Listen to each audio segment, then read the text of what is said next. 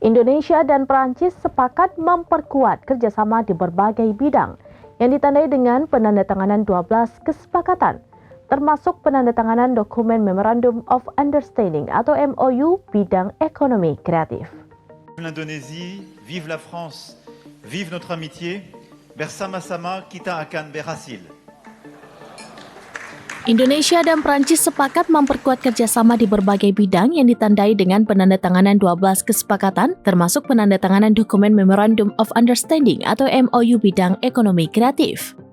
MOU ini ditandatangani oleh Menteri Ekonomi Kreatif atau Ekraf Republik Indonesia, Teuku Rifki Harsha, dan Menteri Kebudayaan Perancis, Rachida Dati, di hadapan Presiden Prabowo dan Presiden Macron di Istana Negara pada Rabu 28 Mei 2025. The document and present them to the media.